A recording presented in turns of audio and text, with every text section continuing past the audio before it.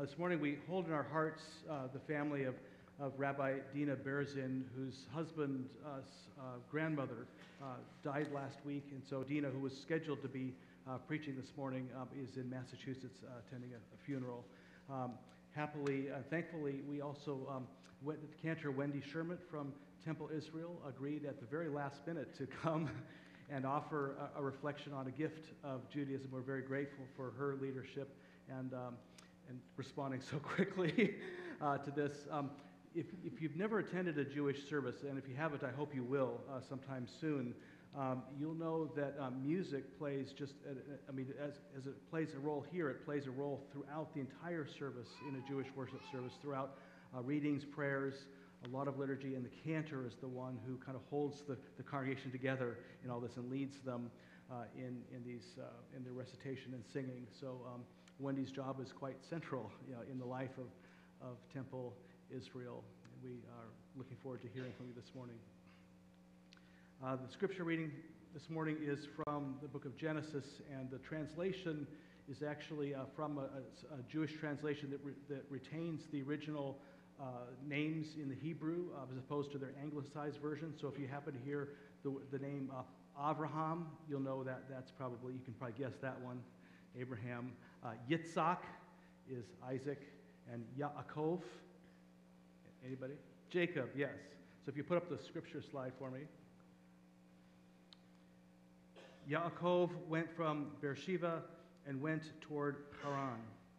He came to a certain place and stayed there the night, because the sun had set. He took one of the stones of the place and put it under his head and lay down in that place to sleep. He dreamed. Behold, a stairway set up on the earth, and the top of it reached to heaven, and behold, the angels of God ascending and descending on it.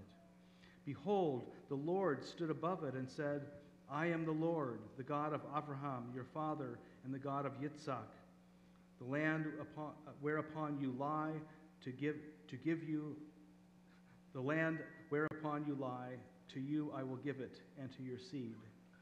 Your seed will be as the dust of the earth, and you will spread abroad to the west, and to the east, and to the north, and to the south. In you and in your seed will all the families of the earth be blessed. Behold, I am with you, and will keep you wherever you go, and will bring you again to this land. For I will not leave you until I have done that which I have spoken to you.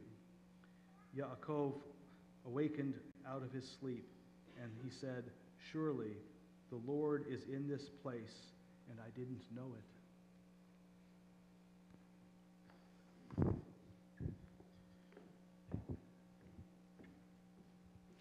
Good morning.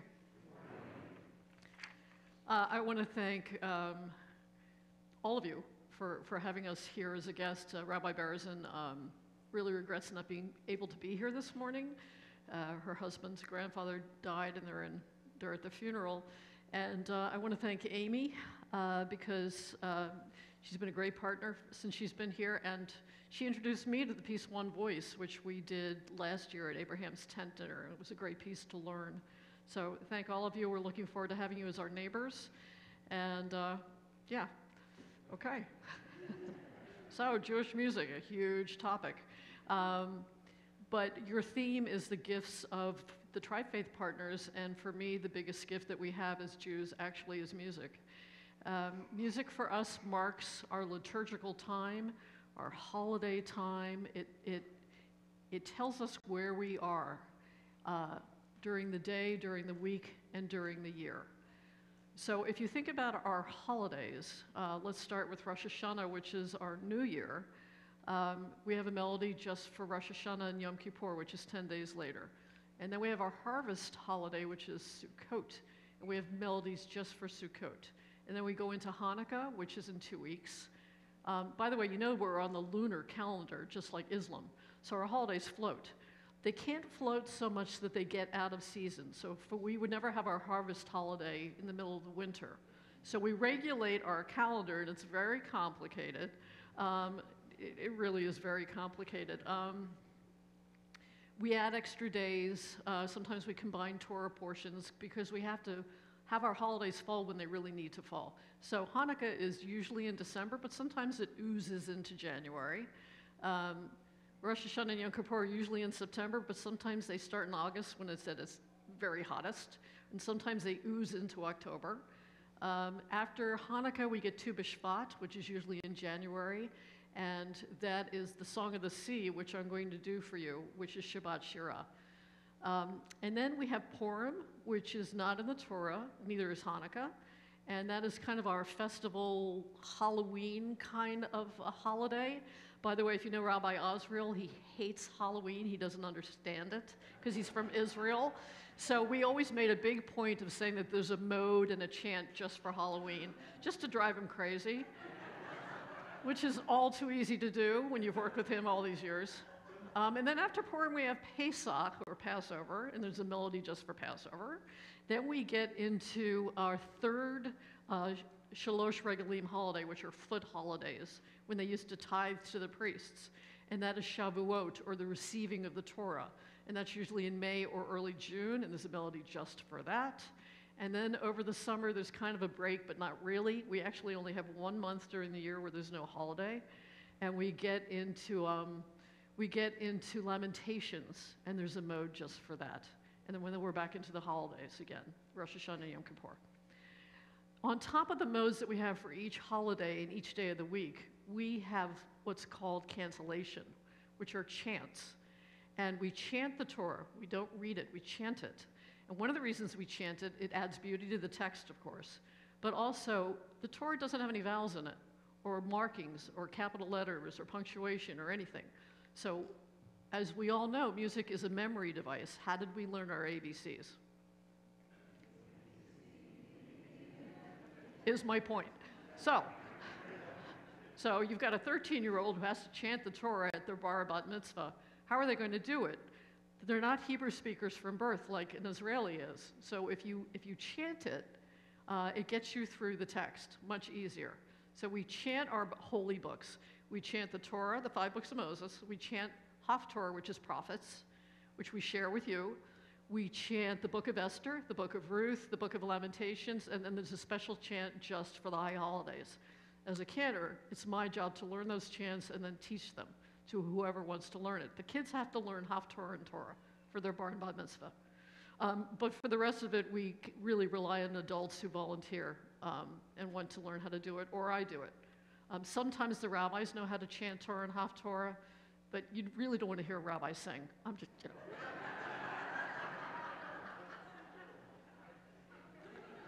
Now, some of them can sing, but the ones who can sing don't have any sense of rhythm, so it's kind of like a lose-lose. See, I can do this because there's no rabbis here. So the text that was just read is from Vayetze. Most Torah portions are actually named after the first word of the first sentence of the Torah portion. Vayetze means went out. So Jacob goes out from Beersheba. He's running away from home, and then he has this dream of the angels going up and down the ladder. It is our Torah portion of the week. Our Torah portion begins Saturday afternoon and goes until the next Saturday morning. So we are in the portion right now of Vayetze. And if you're going to chant it, it sounds like this. Vayetze Yaakov mi Beersheba, vayelech harana, vayivga b'makom, vayalen sham kiva hashemesh, vayikach me'avnei hamakom, vayasem rashotav, vayashka b'makom hahu. That is standard Torah trope. You would do that Saturday morning, Monday morning, and Thursday morning. That's when we chant the Torah. Haftorah is only done on Saturdays because it either parallels or comments upon the Torah portion. It used to be market days in Palestine were Mondays and Thursdays, so the presenter would go out into the market because they wanted people to learn the Torah portion of the week, and they would chant the Torah portion. The signs that we have are the tropes, or they're also called hieronymy, which are hand signs, and that's the symbols that we use. It's just a different way of writing music, really. So how did Jewish music get started? It's as old as Judaism, really, but it started getting codified about 2,000 years ago. Prayer replaced sacrifice. We no longer had a temple that we could tithe to. We no longer had a priestly caste. So we got prayer instead, and we got a prayer book, and with that came music. Cantors came into being about 200 years before rabbis. That's another thing we like to go to the rabbis. Neener. We're older than you are. So worship replaces sacrifice, and then instruments are forbidden. If you read the Torah, if you read the book of David, if you read David and David's Psalms, it's all about the instruments and the tov and the lute and all the great instruments we had. But when the temple was destroyed for the second time in 70 CE, the rabbis forbade instruments because we were in perpetual mourning for the temple. So the only time we were allowed to use instruments was at weddings and other kinds of celebrations. So organ, the lovely organ you have and the wonderful organ you're going to get in your new building, you would never see in a synagogue until Reform Judaism came along in the 1800s. And then we became more like the Protestant church. But for 1800 years, we didn't use instruments in worship. So everything came down to the cantor and just the voice. We didn't have a choir. Starting in Europe, the cantor, which is always a male, would have a bass and a boy soprano to sing with. That was really the start of what we know as our choir. And they would travel from town to town to town because no synagogue, which were very tiny, could afford to have a cantor. Could barely afford to have a rabbi. So the cantors were itinerant, and I just want to read you a couple quotes of how the cantor was viewed in the community. It was really wonderful. We were not liked very much. A 13th century Hazan, which is the Hebrew word for cantor, was portrayed as a shlemiel, and was said that he was a luckless and ignorant creature, humiliated by and given crumbs from the opulent table of his congregation, yet capable of lifting the ladder in himself to high ecstasy when possessed by inspired song. So cantors weren't respected, but they were absolutely necessary for prayer. After the temple is destroyed, Jews go in two directions. Either the Mediterranean basin, those are Sephardic Jews, or Europe, mostly Eastern Europe, and those are the Ashkenazi Jews. Yiddish comes out of Ashkenazi Judaism, and Ladino comes out of the Mediterranean basin. It's a combination of Spanish and Hebrew. And Ladino actually was in use, primarily in Greece, until World War II. So we have a lot of songs in Ladino, and we have a ton of songs in Yiddish. Ladino was more used for the love songs and the poetry of love and food and the joy of just being alive, because our life in Mediterranean Judaism was easier than our life in Eastern Europe. We primarily lived with Muslims and Catholics, but the Muslims who controlled the area treated us better, quite frankly, than we were treated in Eastern Europe. So Jewish music from Eastern Europe tends to be very heavy and very, it's just prayer-oriented and it's full of wailing.